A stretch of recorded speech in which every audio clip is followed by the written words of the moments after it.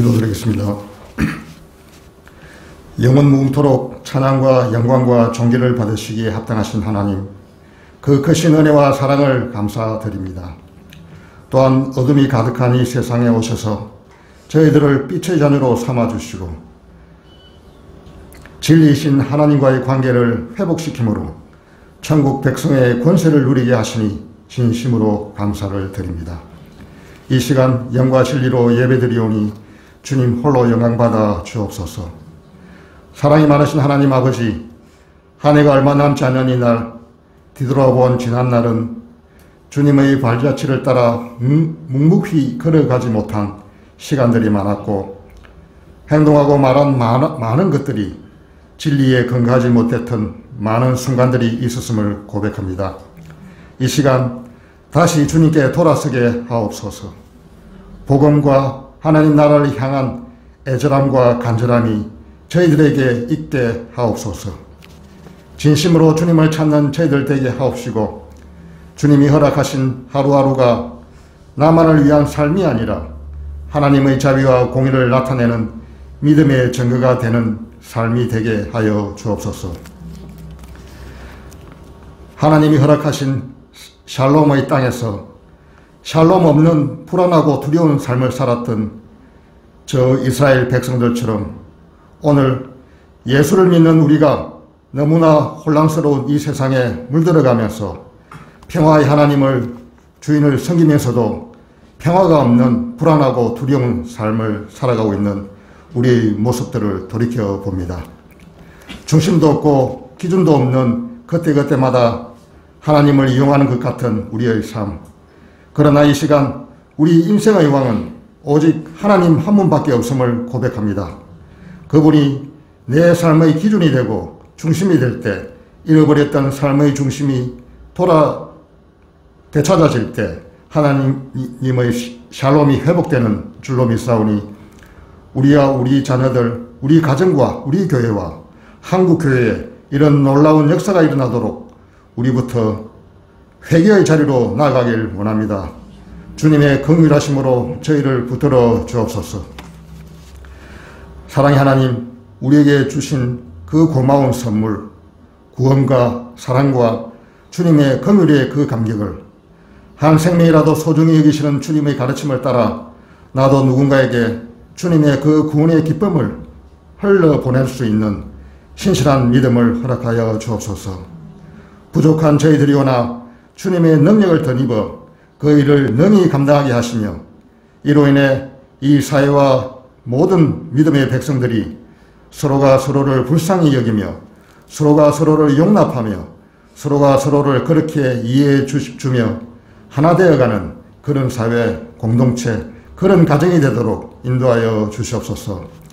하나님 아버지, 이 시간 무릎 꿇고 엎드린 사랑하는 성도들을 기억하여 주옵소서. 먼저 하나님의 말씀대로 살아가는 믿음을 허락하시고 생활 속에서 삶 전체를 통하여 주님의 영광을 드러내는 살아있는 믿음을 허락하여 주옵소서. 날마다 하나님을 찾는 믿음의 백성들이 되게 하사 고난의 자리에서도 성공의 자리에서도 건강의 자리에서도 병으로 힘겨워하는 자리에서도 오직 하나님만 찾고 의지하게 하여 주옵소서. 참된 회개와 회복이 있는 저희들 모두가 되게 하여 주옵소서. 일찍이 이 땅에 보내주신 선교사님들을 통해 이 민족에게도 구원을 허락하시고 이제 저희들에게도 선교의 사명을 감당하기를 원하시는 하나님 아버지, 주님께서 명하신 선교의 사명을 안고 고향을 떠나 말과 환경과 풍습이 다른 각 나라에서 주님의 잃어버린 양을 찾아 나선 선교사님들을 위해 기도드립니다. 어렵고 힘들고 불안한 환경 속에서 오직 주님의 명령조차 나아가오니 귀한 선교의 열매, 생명 구원의 결실을 맺을 수 있도록 능력에 능력을 다하여 주옵소서. 또한 영육간의 강건함으로 지켜주시고 선교사님들의 가정에 주님의 위로와 소망이 넘치게 하시며 날마다 기쁨으로 주시는 귀한 주님의 제자 되게 하여 주옵소서. 하나님 아버지, 저희 모퉁이 돌교회가 주님의 십자가 아래에 있는 진정한 주님의 교회가 되기를 원합니다. 예수 그리스도께서 친히 저희 교회의 머리가 되셔서 지켜주시고 주님의 사랑과 은혜가 가득 찬 교회가 되도록 인도하여 주옵소서. 날마다 십자로부터 받는 은혜를 나누고 섬기며 각 기관들과 목장마다 영적으로 충만한 교제가 있게 해 주시고 하나님 나라를 위해 기도하며 깨어있는 성령 충만한 교회 되게 인도하여 주옵소서. 오늘 드리는 저희들의 예배가 주님께서 기뻐 받으시는 거룩한 예배가 되길 원하오며 저희를 위해 이 땅에 오신 예수 그리스도의 이름으로 간절히 기도드리옵나이다. 아멘. 하나님 말씀 같이 보도록 하겠습니다. 시편 23편에 있는 말씀입니다.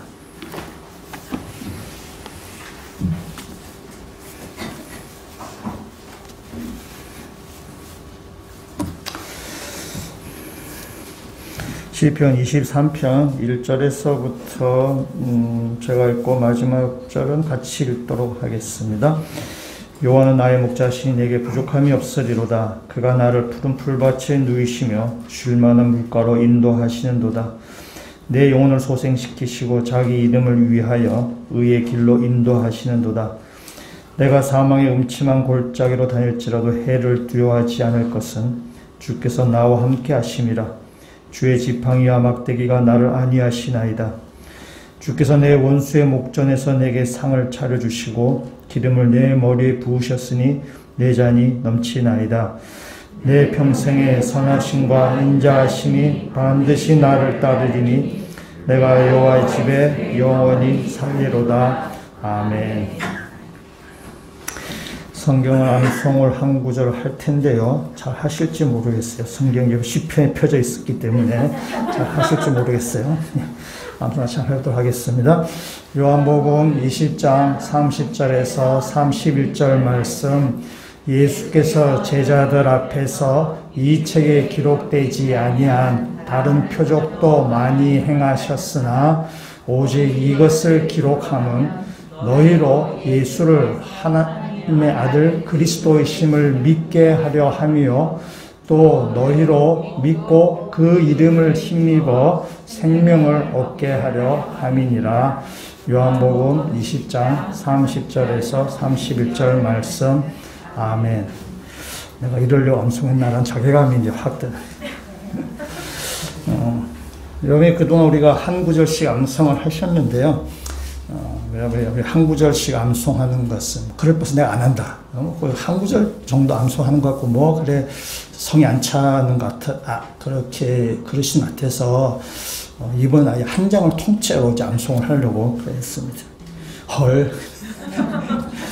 제가 오늘 시편 23편의 말씀을 설교할 텐데 오늘 한 번만 하는 것이 아니고 앞으로 한 6번 정도 23편 말씀을 같이 설교를 드릴 예정입니다.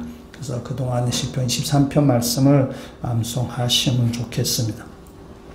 시편 23편은 다윗의 시 중에 최고로 아름다운 시로 불리는 시입니다. 많은 사람이 애송하는 시이고 또한 이 시편 23편 어떤 상황에서도 참 잘 어울리는 시입니다. 결혼식에도 어울리는 시이고 장례식에도 어울리는 시고요. 또 우리가 지금 연말을 맞이하고 또 새해를 맞이한 이 기간에도 굉장히 잘 어울리는 시입니다. 그래서 시편 23편은 우리가 어떤 상황 가운데 어떤 환경 가운데 있더라도 정말 잘 어울리는 시가 23편입니다. 그래서 여러분 가운데 주일학교 때부터 어릴 때부터 교회를 다니셨던 분들은 이 시편 23편은 잘 암송하셨던 시입니다. 그래서 아마 어릴 때 암송하셨던 분들은 뭐 지금 암송하시라 그러면 조금 뭐 이렇게 큰 어렵지 않게 아마 수월하게 암송하실 수 있으실 것입니다. 근데 여러분 가운데 이제 성인이 되어서 이제 신앙생활 하시는 분들이 있는데 그분들이 시편 23편을 뭐 암송할 일이 뭐 없었을 것입니다. 뭐 개인이 내가 암송해야 되겠다라고 마음을 다짐하지 않는 이상 뭐 시편 23편을 뭐 암송할 일은 별로 없을 것입니다.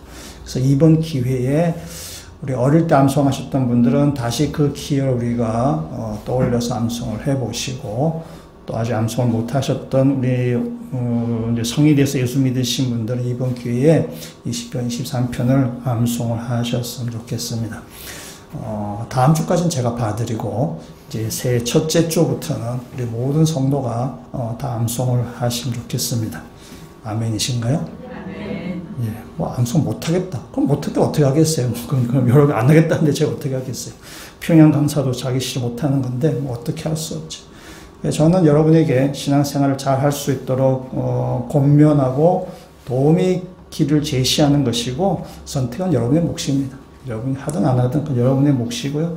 저는 하면 좋겠다라고 생각하는 것이고 이 시편 23편 여러분이 어떤 상황 가운데 어떤 배경 가운데서도 우리한테 굉장히 힘이 되는 또 우리 가운데 삶의 어떤 이렇게 힘이 여기서 이렇게 샘솟아 나오는 시편 23편이기 때문에 암송하시면 되게 좋을 거라고 생각이 됩니다.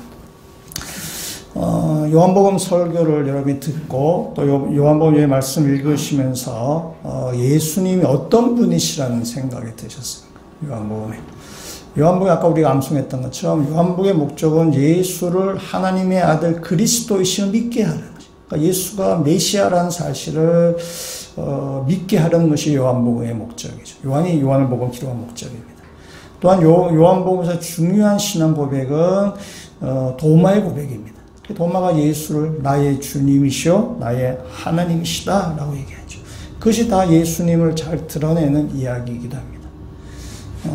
근데 요한복음에 또 중요한 것이 있어요. 요한복음 10장에 가시면 예수를 뭐라 얘기하냐? 예수님을 선한 목자다 라고 얘기하죠. 예수님은 선한 목자라 얘기하고 예수님 마지막 21장 요한복음 21장 오셔서 베드로에게 말하죠. 내 양을 먹이라 내 양을 치라 라고 해서 베드로에게 목자의 사명을 감당하게 하는 거죠. 그래서 요한복음에 예수님에 대해서 여러 가지 설명한 것도 있고 표현하는 것들이 있는데 그 중에 중요한 표현 중에 하나는 중에 하나는 뭐냐면 예수님은 선한 목자라는 것입니다. 요한이 예수님은 선한 목자라고 이야기한 그 이야기의 배경은 바로 시편 23편에 있는 말씀입니다. 시편 23편에서 하나님 여호와는 나의 목자다 라고 해서 그 말이 요한이 이렇게 그대에 이어가는 거죠. 그래서 예수님을 선한 목자다라고 이렇게 고백하는 것입니다. 그래서 제가 요한복음을 마치고 시편 23편을 설교를 좀 하고자 하는 것입니다. 선한 목자가 이어지는 그런 차원에서 설교를 마치고자 합니다. 여러분 이 시편 23편은 다윗이 지은 시입니다. 다윗이 언제 지었는가? 아마 많은 학자들이 다윗이 말년에 지었을 것이라고 생각합니다. 다윗이 여러분이 잘 아시지만은 다윗의 일생 일대를 쭉 겪고 나서 참 큰 시련도 겪고 고난도 겪고 여러 가지 어려움을 많이 겪고 나서 그 인생을 뒤돌아보면서 지은 시가 바로 시편 23편입니다. 그래서 제가 시편 23편을 설교하면서 시편 23편을 통해서 다윗의 일생을 우리가 볼 것이고 다윗의 일생을 통해서 다윗이 여호와를 어떻게 만나고 고백했는가를 같이 보려고 하는 겁니다. 또한 이 시편 23편에는 짤막한 시지만은 이거는 우리가 믿는 복음의 정수가 여기에 들어가 있습니다. 그래서 시편 23편의 말씀이지만은 이 말씀을 우리가 들으면 말씀을 전하면서 우리의 복음의 핵심, 복음의 정수도 같이 살펴보고자 합니다. 또한 시편 23편은 지금부터 약 3000년 전에 지어진 시입니다. 그래서 우리와 시 공간에 있어서 굉장히 멀리 떨어져 있습니다. 시간에서 3000년 전이고 공간에 있어서 우리는 대한민국이고 여기는 가나안 땅이고 또한 우리는 도시에 살고 있고 여기는 그 목동의 선한 목자임이죠. 그래서 이렇게 양을 치고 목자의 마음으로 지은 시입니다. 그래서 우리와 시 공간이 너무나 떨어져 있기 때문에 우리가 이 시편 23편을 그 시 공간을 잘 이해하지 못하면 그 간격 때문에 우리가 이 시편을 23편만이 아니라 많은 시들을 우리가 겉핥기식으로 이해할 수 있어요. 내용을 모르는지 아니에요. 그 내용 다 알죠. 내용 다 알지만은 좀 뭔가 이렇게 겉핥기식으로 우리가 알 수 있습니다. 그래서 신학자들 가운데 또한 선교사님들 가운데 가나안 땅에 가서 수십 년 동안 사시는 분이 있어요. 수십 년 살아서 거기에 목자들이 어떻게 생활을 하는지 또 그 목동들이 어떻게 삶을 그렇게 살고 양을 어떻게 치는지를 그 옆에서 수십 년 살면서 보고 겪고 또 실제로 경험하는 것들을 그를 바탕으로 이 시편 23편을 풀어내신 분들도 있습니다.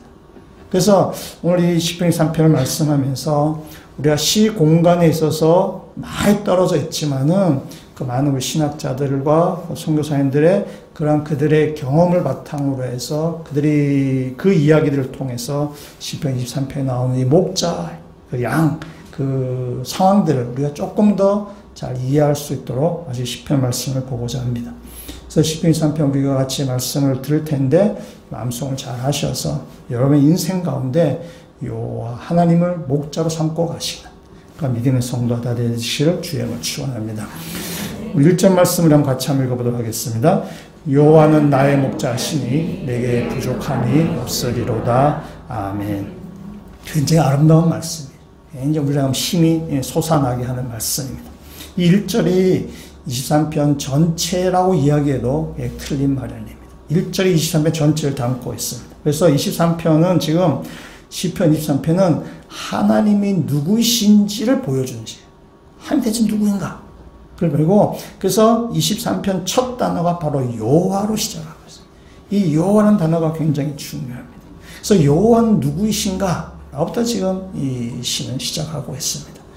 그리고 여호와는 누구이신가를 알기 위해서 고대 근동의 문화를 좀 알 필요가 있어요. 그래서 지금 다윗이 하나님이라 부르지 않고 여호와라고 시작하는 거죠. 그래서 여호와라고 하는 그 다윗의 그 신앙 고백이 있습니다. 그래서 우리가 고대 근동의 그 당시의 문화를 잠깐 보려고 합니다. 이거는 여러분이 외우거나 그냥 잘 이렇게 듣고 계시다가, 그렇구나라고 이해를 하시고, 또 잊어버리신 분, 또 제가 또 다음에 또 한번 얘기하고 그럴 테니까, 그냥 잘 듣고 계시면 됩니다.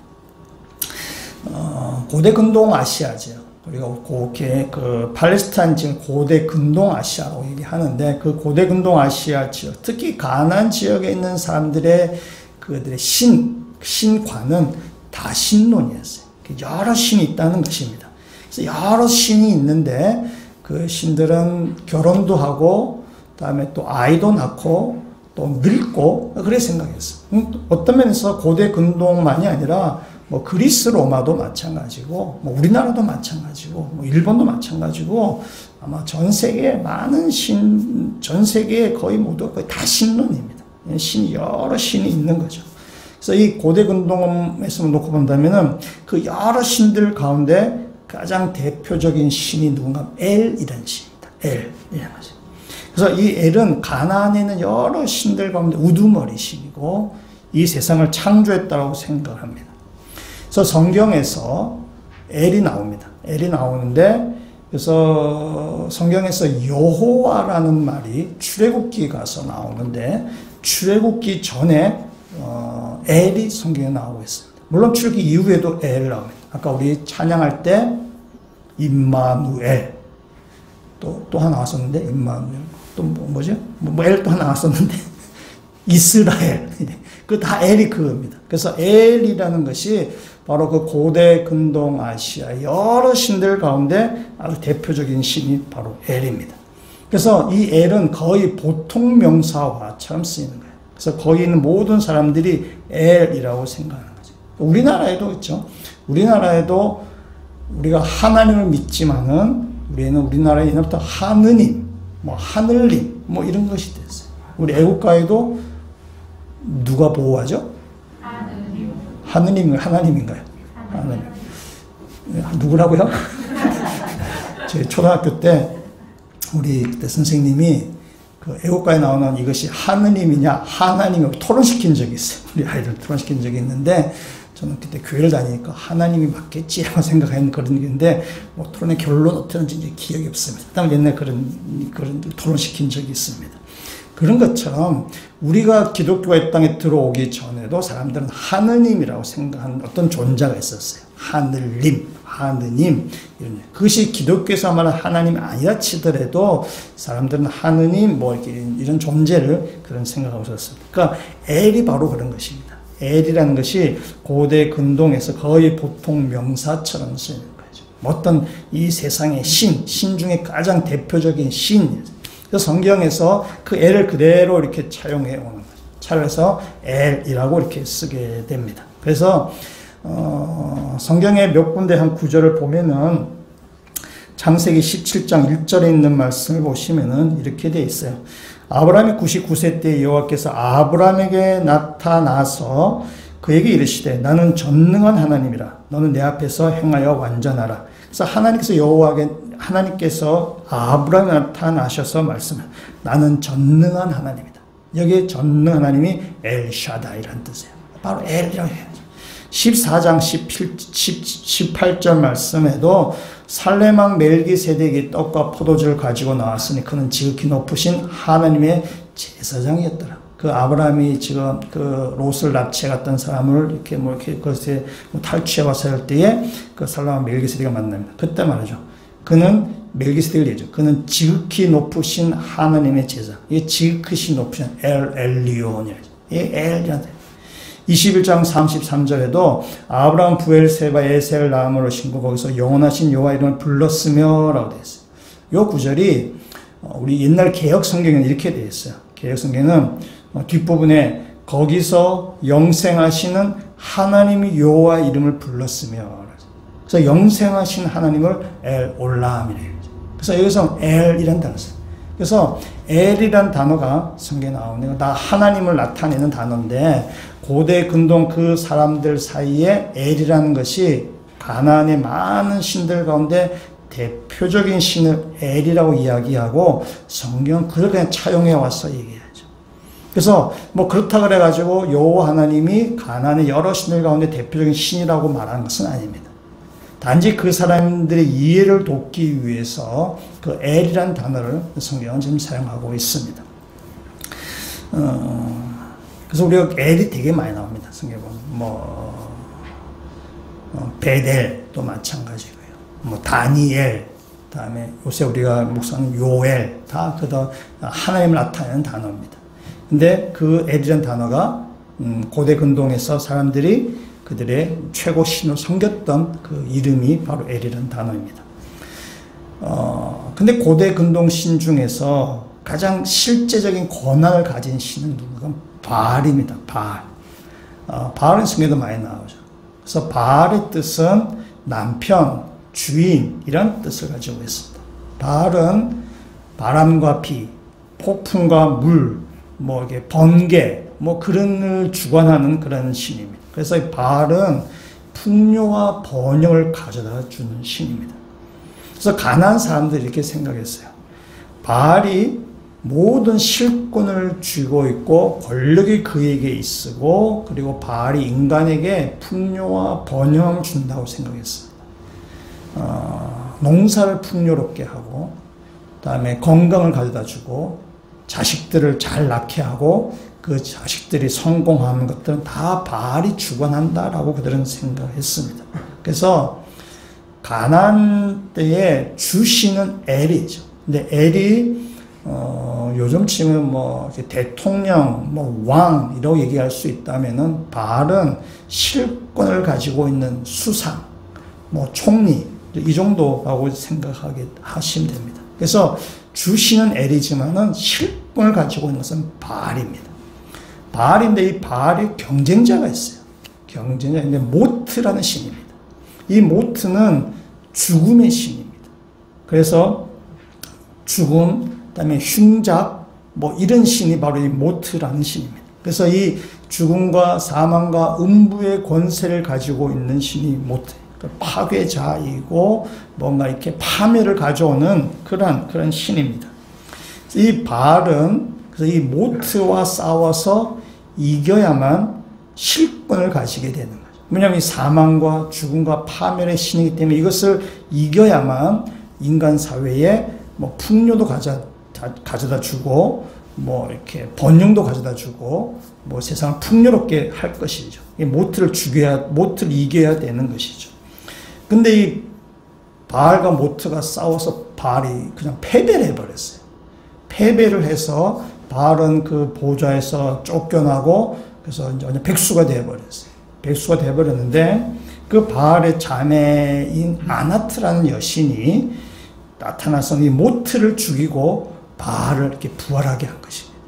그래서 바알을 부활하게 했는데 바알이 부활하고 나서 잘 이해하고 계시나요 지금? 이거 설교 시간에 해야 되는지 모르겠지만 하여튼간에 그 바알이 다시 부활하서 바알의 그 간에 주신 엘이 이제 늙고 힘이 없어져서 엘을 쫓아내버렸어요. 그러니까 바알이 실질적인 권한을 다 가지게 된 것입니다. 그래서 이 바알이 모트를 쫓아내고 실권을 딱 장악했을 때가 4월에서 6월경으로 생각하는 거죠.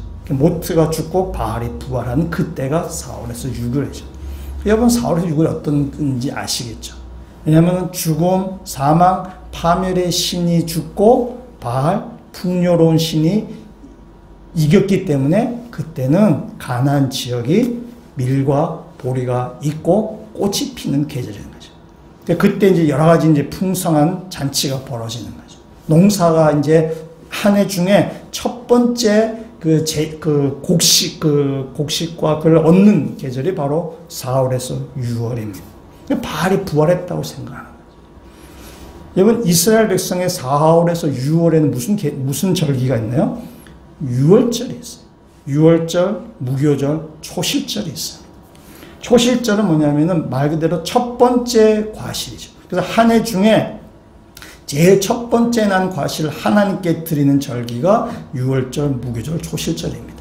때문에 고대 근동에서 사람들이 생각하는 그 신관과 이스라엘 백성이 생각하는 신관은 다른 거죠. 이스라엘의 신관은 그 모든 것이 하나님으로부터 나오는 것이다. 그래서 하나님 앞에 제사를 드리고 하나님을 이렇게 높이는 것이 바로 이스라엘 종교죠. 이 고대 가나안의 종교하고는 근본적으로 다른 것입니다. 겉으로는 비슷하게 보여도 그 안에서 실질은 다른 것입니다. 이 고대 근동 사람들이, 그 가나안 지역의 사람들이 바알을 그들이 숭상하는 것은 바알이 풍요고 번영의 신이로 생각했기 때문에 그렇습니다. 먹고 사는 문제가 제일 큰 문제죠. 그럼 뭐 우리 시대도 마찬가지죠. 먹고 사는 문제가 제일 큰 문제입니다. 그렇기 때문에 그들에게 풍년을 준, 그래서 곡식을 풍성하게 하는 것, 그것들 가져오는 그 바알을 그들은 섬기지 않을 수가 없습니다. 이 바알에게 여신이 있습니다. 여신 아세라입니다. 이 성경에 나옵니다. 그래서 바알과 아세라 여기 알고 있으셔야 돼요. 이 아세라는 원래 그 가나안의 주신인 엘의 아내였습니다. 엘의 아내였는데 그 엘과 이 아세라 사이에 태어난 신이 바로 이 바알입니다. 이 바알인데 바알이 실제적인 통치자가 되기 위해서 아까 그 엘을 쫓아냈다 그랬어요. 바알이 그 자매 신에 의해서 모트가 죽이고 바알이 다시 부활해서 그 아버지 엘이 좀 늙고 해서 엘을 쫓아내고 바알이 실권을 장악했어요. 바알이 실권을 차지를 하고 나서 엘의 부인이었던 아세라도 바알이 자기 아내로 차지하게 되는 거죠. 그러니까 어머니 아세라를 자기 아내로 차지하는 것입니다. 그래서 이 아세라는 엘의 아내이기도 하고 바알의 아내이기도 하는 것입니다. 이것이 고대 그 아시아의 고대 근동 아시아의 사람들의 신관이에요. 신관. 엘, 바알, 아세라. 그래서 바알이 실권을 잡고 아세라가 어머니였지만 자기 아내로 삼게 돼요. 그러니까 그 고대 근동 아시아의 사람들의 신관은 그냥 비윤리적이고 아주 좀 저속하고 좀 유치한 거죠. 그것이 바로 그 시대 사람들의 생각이에요. 그러니까 신이라는 것은 그 시대 사람들의 문화 그대로 반영되는 거죠. 우리가 잘 아는 그 그리스 로마 신화도 마찬가지예요. 그리스 로마 신화도 그 사람들의 사고방식 그대로 이렇게 반영된 거죠. 그러니까 이 고대 근동 아시아의 신관도 그들의 문화 그대로 반영된 거죠. 굉장히 저속하고 비윤리적이죠. 그래서 이 바알은 번영과 풍요의 신입니다. 이 번영과 풍요가 오기 위해서는 하늘에서 비가 내려와야 돼요. 비가 내려와서 땅을 비옥하게 적시고 땅이 비옥할 때에 여러 가지 이렇게 곡물을 추수해서 이렇게 풍성해지게 되는 것입니다. 그런데 비가 오지 않는 이유를 이 사람은 어떻게 생각했는가 하면은 바알과 아세라가 성적인 관계를 맺지 않기 때문에 비가 오지 않는다고 생각했어요. 이 신들은 사람처럼 생각했기 때문에 이 바알도 이제 시간이 쭉 흘러가다 보니까 이제 권태기도 찾아오고 갱년기도 찾아오니까 이제 성적인 관계를 하지 않는다는 것입니다. 성적인 관계를 하지 아니하니까 비가 내려오지 않는다고 생각해요. 그래서 바알의 제사, 바알 신전이 세우고 바알 신전에서 드리는 그들의 그들의 제사 의식은 뭐냐면은 성적인 관계로 이루어지게 됩니다. 처음에는 희생제사를 드려요. 뭐 양이나 소나 희생제사를 다 드려요. 드리다가 좀 시간이 지나면은 그 바알 신전을 섬기는 그 사제들, 성경에 보면 미동이라고 되어 있어요. 미동. 그 이름 자체는 아름다운 그 남자 소녀 이런 뜻이에요. 굉장히 예쁜 이름이지만 그것은 거기서 성적인 관계를 하는 어떤 그 남자를 얘기합니다. 또한 그 안에는 여자들도 있습니다. 그래서 그 바알 신전에는 남자와 여자와 어린 남자와 어린 여자들이 그 신전을 섬기는데 사실은 그들이 이제 바알 신전에서 제사를 드릴 때에 뭐 이렇게 양과 소 희생 제사를 드리다가 좀 이렇게 시간이 그 제의 시간이 지나면 후반부로 갈수록 그 바알 신전을 섬기는 사람들 춤을 이렇게 추어야 돼요. 춤을 추는데 굉장히 관능적인 춤이에요. 관능적인 춤이고 그래서 그 뒤에는 거기에 온 사람들과 함께 거기에 신는 사람들께 성적인 관계를 맺게 되는 거죠. 성적인 관계를 맺으면은 하늘에서 바알과 아세라가 보고 그들도 흥분하고 충동을 느껴서 바알과 아세라가 성적인 관계를 맺게 되고 그럼 비가 오게 된다는 거죠. 비가 와서 이 땅 가운데 비옥하게 된다라는 것이 그들이 바알 숭배하는 제2의 한 형태가 되는 것입니다. 그것이 바로 고대 근동 아시아의 사람들의 그 신관이고 그 종교 의식이었습니다. 이스라엘 사람들이 광야에서 40년, 애굽에서 출애굽을 해서 광야에서 40년 생활하다가 이제 가나안 땅을 정복하고 가나안 땅에 정착하게 되었습니다. 이스라엘 백성이 광야에서 생활할 때 유목민이옵니다. 유목민이었다가 이제 가나안 땅에 정착하게 되면은 이제 농경 문화에 들어가게 돼요. 문화가 확 바뀌는 것입니다. 유목민의 생활은 그냥 하루하루를 살아가는 것입니다. 그러나 농경은 정착을 해서 농사를 지어야 되는 거예요. 그래서 비록 풍요롭지 아니하면은 한 해 쫄딱 망하는 것입니다. 그래서 이 이스라엘 백성이 가나안에 정착을 해서 이제 농경 문화로 바뀌어 가는데 옆에 이 가나안 사람들이 쭉 하는 거 보니까 바알을 섬기고 있는 거예요. 이미 그들은 농경 문화이기 때문에 바알을 섬기는 것을 이스라엘 백성이 보았을 때 이스라엘 백성이 어떤 생각이 들었을까? 그들이 이제 유목민의 생활을 끝내고 가나안에 정착을 해서 농사를 짓고 있는데 옆에 가나안 조속들이 바알에게 숭배하고 바알에게 제의를 드리고 있는 것을 보게 됩니다. 이스라엘 백성이 그 바알 신앙을 보고 바알 종교를 보고 어떤 생각이 들었을까? 바알 종교는 굉장히 성적이고 굉장히 쾌락적이고 굉장히 매혹적인 거예요. 아마 이스라엘 백성의 눈이 획가 깊어졌을 거예요. 아니 이런 신세계가 있다니 이랬을 거예요. 그래서 이스라엘 백성이 그 바알 종교에 빠지게 되는 것입니다. 이스라엘의 종교, 하나님 믿는 종교는 윤리적이고 공동체적이고 율법을 통해서 의의 길을 가는 거죠. 근데 거기에 비해서 이 바알 종교는 감각적이고 쾌락적이고 성적이고 아주 좀 이렇게 문란하고 개인적인 종교. 그래서 이 이스라엘 백성이 바알 종교를 그들이 보게 되자, 바알 종교를 맛보게 되자 그냥 거기서 헤어나지 못하게 되는 것입니다. 그래서 이스라엘 백성이 타락하게 되는 것입니다. 여러분 그렇다 그래가지고 이스라엘 백성들이 하나님을 근본적으로 버리고 배신한 것은 아닙니다. 이스라엘 백성은 하나님도 섬기고 바알도 섬기는 것입니다. 하나님을 버리고 바알에게 간 것이 아닙니다. 여호와도 섬기고 바알도 섬기는 것입니다. 전쟁이 일어나면은 여호와께 가서 막 기도해서 전쟁을 치르다가 비가 오지 않으면 또 바알에게 가서 막 이렇게 제의를 드려서 성행위를 동반한 의식을 통해서 이 땅에 비가 오게 또 바알에게 또 경배하는 것입니다. 그러니까 이스라엘 백성은 하나님을 섬기는 척했지만은 그러나 그들은 바알이 주는 풍요, 바알이 주는 쾌락을 그런 쫓아가고 있는 것입니다. 겉으로는 여호와 하늘 주신을 섬겼지만은 주된 신을 섬겼지만은 그들의 속으로는 풍요와 쾌락의 신 바알을 따라가고 있었던 것이 바로 이스라엘 백성입니다. 하나님이 최고 신이며 이 땅을 창조하신 모든 신들 가운데 우두머리라는 신은 그들이 알지만 그러나 그들의 실제 삶에 있어서 농사를 짓고 아이를 낳고 뭐 먹고 사는 문제 앞에서는 그냥 바알에게 가는 것입니다. 하나님이 바알보다 높은 것은 사실이고 알고 있지만 그러나 그들이 바알에게 잘 보여야만 이 땅에서 번영한다라고 축복받는다고 그들은 생각하고 그래서 하나님도 섬기고 바알도 섬긴 것입니다. 근데 이스라엘 백성은 그런 것이 아닙니다. 우리도 비슷합니다. 우리도 별 다르지 않습니다. 우리도 하나님을 섬긴다고 하지만 속으로는 물질과 번영과 세상에서의 성공을 얻으려고 우리는 무척 애를 씁니다. 하나님 세상을 창조하시고 세상의 주인이라는 사실을 우리는 믿습니다.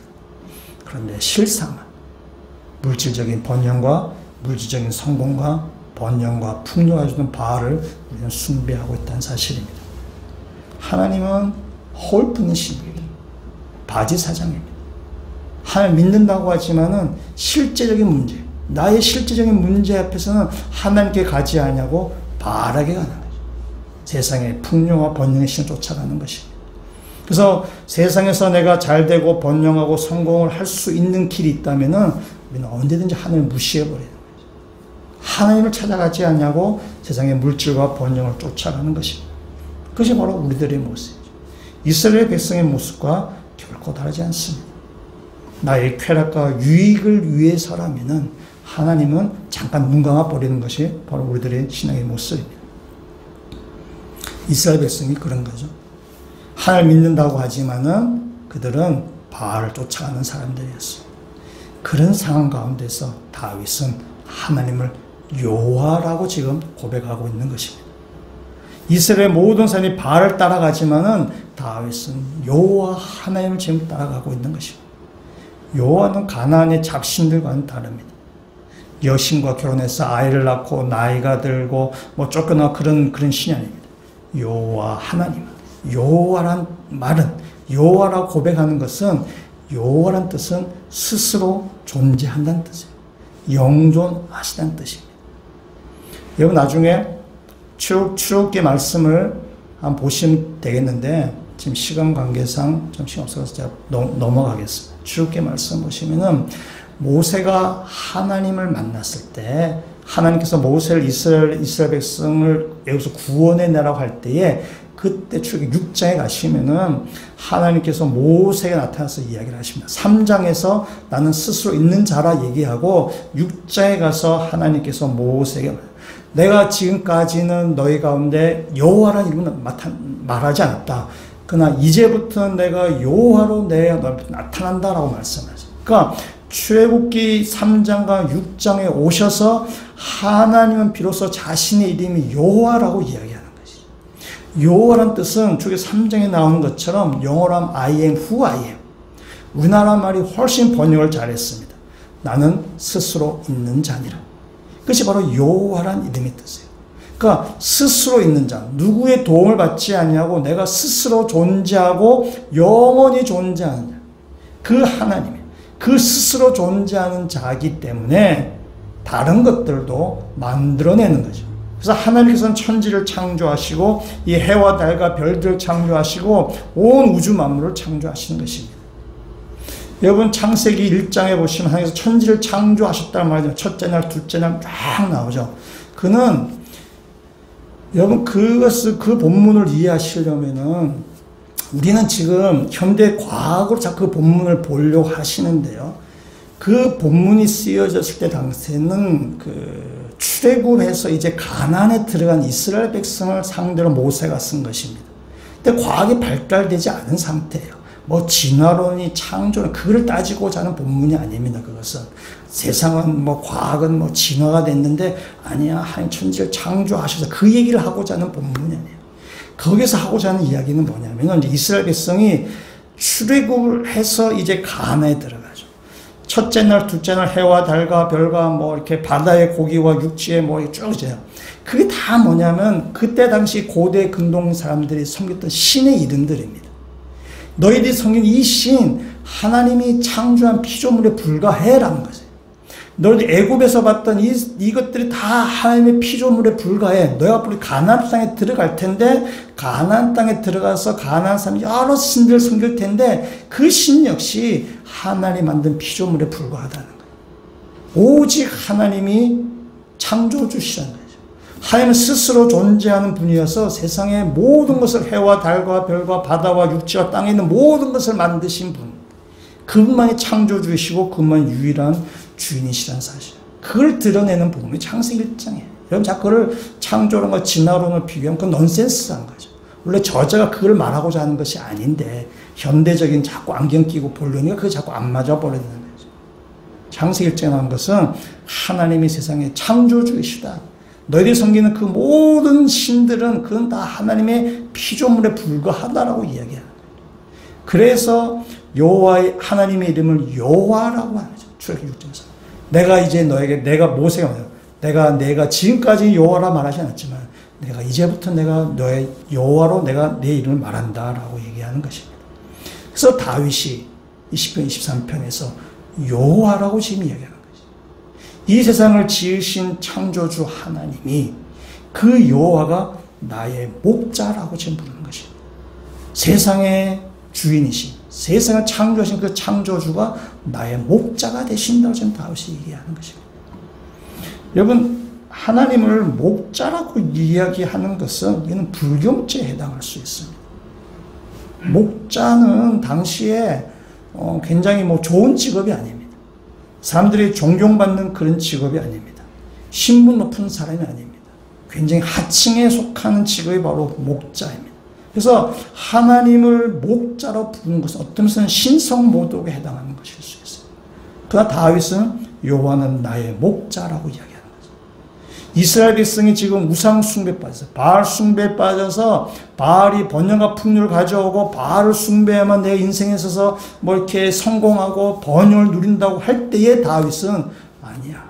여호와가 나의 목자라고 다윗은 이야기하는 거죠. 여호와가 나의 목자가 되어서 이 가나안에 있는 신, 바알의 신이 우리를 번영하게 하는 것이 아니라 여호와가 나의 목자가 되어서 나를 인도한다라는 것입니다. 여호와가 나의 목자가 된다는 그 이유, 그 유익, 여호와가 목자가 될 때 내가 누리는 모든 혜택들은 2절 이하에 쭉 나오고 있습니다. 다음 시간부터 볼 텐데 오늘 1절에 있는 말씀을 보시면은 여호와가 나의 목자이기 때문에 그 뒤에 뭐라죠? 나에게 부족함이 없다라고 지금 이야기하는 것입니다. 여호와가 나의 목자가 될 때 우리는 부족함이 없습니다. 그래서 우리가 나의 부족함이 없다라고 할 때 우리가 여기서 우리가 필요한 거와 나의 욕구를 혼동하시면 됩니다. 하나님은 우리의 욕구를 무조건 다 채워주시는 분이 아닙니다. 내가 욕망하는 대로, 내가 욕심내는 대로만 하나님이 다 채워주신다면은 우리는 정말 괴물이 되었을 것입니다. 하나님은 우리의 욕망을 채워주시는 분이 아니라 우리의 필요한 것을 채워주시는 분이십니다. 목자는 양에 필요한 것을 채워주는 것입니다. 양이 필요한 것을 그 때에 맞게 적절하게 공급하는 것이 바로 목자예요. 욕망을 채워주는 것이 아닙니다. 때문에 양에게서 가장 필요한 것은 목자를 만나는 거죠. 목자와 양이 바른 관계가 될 때 양은 자동적으로 그의 모든 필요한 것을 체험받게 되는 것입니다.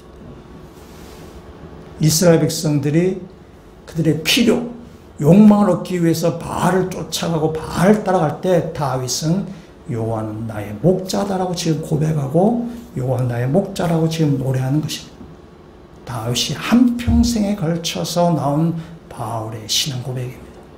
그 한평생 살면서 쭉 지나놓고 볼 때에 여호와 하나님 나의 목자가 됐을 때에 나의 부족함이 없다라고 다윗이 노래하는 것입니다. 어느 교회에서 성경 암송대회를 했습니다. 성경 암송대회 했는데 그래서 나이가 드신 연로하신 어르신이 시편 23편을 암송했습니다. 그래서 이제 암송대 어르신이 앞에 나와서 이렇게 사람들 앞에서 이렇게 암송합니다. 여호와는 나의 목자시니 내게 부족함이 없으리로다. 근데 그 다음 구절 잊어버린 거예요. 갑자기 아무 생각이 안 나는 거예요. 그래서 다시 시작했어요. 여호와는 나의 목자시니 내게 부족함이 없으리로다. 또 막혔어요. 그러니까 한 번 막히니까 또 막히는 거예요. 머리가 하얘져서 아무 생각도 안 나요. 그래서 다시 좀 그래서 울먹울먹하면서 여호와는 나의 목자시니 내게 부족함이 없으리로다. 또 기억이 안 나는 거예요. 또 기억해서 조용한 가운데 그러면 됐지. 네. 그러면 됐지. 그 말이 맞는 것 같습니다. 여호와는 나의 목자시기 때문에 내게 부족함이 없다. 그것으로 충분한 것이죠. 그것으로 우리 신앙생활에 충분합니다. 우리는 여호와 하나님 한 분만으로 충분한 사람입니다. 여러분 신앙생활 하시면서 또 이 땅을 살아가면서 뭔가 좀 답답하고 뭐 신앙생활에서 뭔가 능력도 나타나지 않는다면 그럼 여러분이 여호와를 나의 목자로 삼지 않았기 때문에 그렇습니다. 여호와의 하나님 나의 목자로 삼으실 때에 우리 가운데 능력이 나타나고 우리 부족함이 없게 되고 그 안에 우리 가운데 에너지가 태어나게 된다는 사실입니다. 다윗이 여호와는 나의 목자시니 라고 얘기할 때 그것은 절대자인 하나님과 다윗이란 한 개인의 접촉이 일어나는 사건입니다. 절대자, 이 세상의 주인이신 하나님, 이 세상의 왕이신 하나님이 이 땅의 수많은 사람 가운데 한 사람과 만나는 사건이 바로 여호와는 나의 목자시라는 고백입니다. 이 땅 가운데 우리가 살아가면서 여호와를 나의 목자로 고백할 수 있어야 돼요. 우리의 목자가 아니라 이스라엘의 목자가 아니라 나의 목자라고 우리가 부르실 수 있어야 되겠죠. 그럴 때에 우리의 삶의 능력이 나타나게 되는 것입니다. 만약 여호와를 나의 목자로 고백하지 않는다면 우리의 신앙은 겉도게 되는 거예요. 여호와를 나의 목자 아니라 우리의 목자라고 이야기한다면 그래서 우리의 신앙은 정말 겉도는 것입니다. 우리는 이론적으로 알 수 있어요. 우리는 지식으로 알 수 있어요. 남의 이야기로 아는 것입니다. 나하고는 아무런 관계를 맺지 못하는 것입니다. 그렇기 때문에 하나님 저 멀리 계시네요. 나하고는 아무런 상관이 없는 분입니다.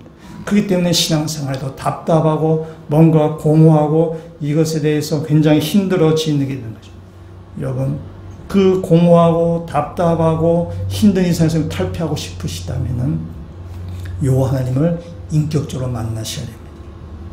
여호와는 나의 목자시라는 고백을 하셔야 되고 여호와는 나의 목자로 이 시간 받아들이셔야 돼요.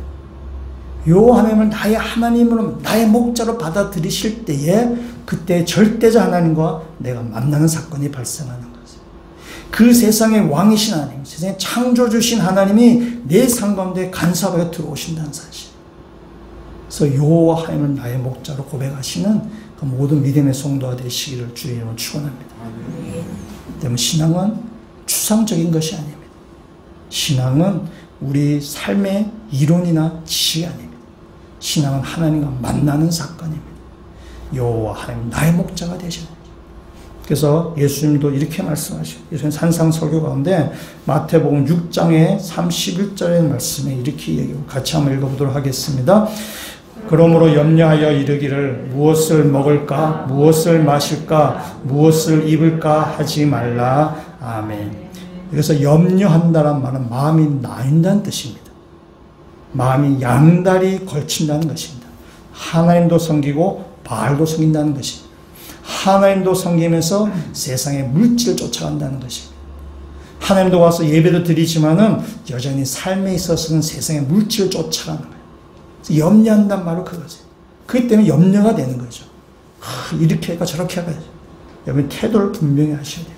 여호와를 나의 목자로 삼으셔야 돼요. 여호와를 나의 목자로 삼으셔서 왜 마음이 나뉘지 않냐며 양다리 걸치지 아니하고 오직 여호와 하나님만이 나의 목자가 되신다라고 그걸 받아들이셔야 돼요. 그러니까 믿고 가셔야 돼요. 그럴 때에 6장 32절 말씀 이렇게 이야기합니다. 32절 말씀 같이 읽도록 하겠습니다.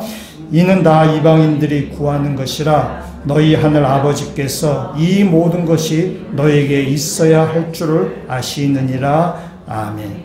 그래서 말한 이방이라는 것은 뭐 지역적 이방인 그런 의미가 아니라 하나님을 아버지로 섬기지 않는 사람, 여호와를 나의 목자로 생각하지 않는 사람, 그 사람들이 구하는 것이죠. 무엇을 마실까 무엇을 입을까. 맞아.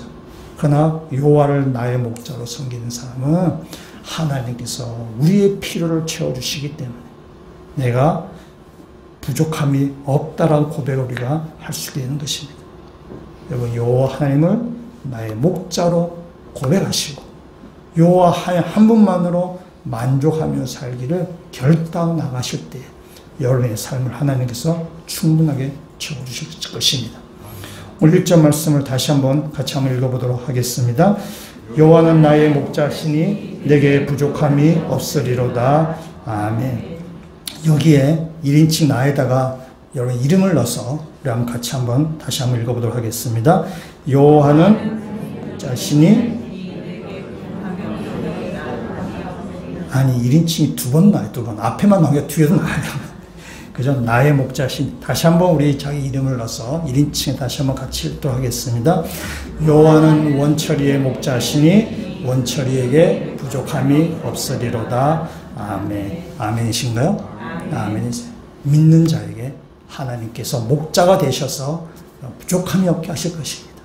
양이 그 풀을 곱씹고 되새김질하듯이 한 주간 동안 여호와는 나의 목자시니 내게 부족함이 없으리라 이 말씀을 되새김질하고 곱씹으셔서 이 땅 가운데 참된 여호와 하나님의 인도하심 따라 살아가신 참된 여호와의 우리를 바르게 부족함이 없는 삶을 누리시는 모든 주의 백성들 되시기를 주님의 이름으로 축원합니다. 같이 한번 기도드리시겠습니다. 여호와 하나님이 나의 목자 되심을 저희들이 믿습니다. 우리의 목자가 아니라 나의 목자가 되심을 믿습니다.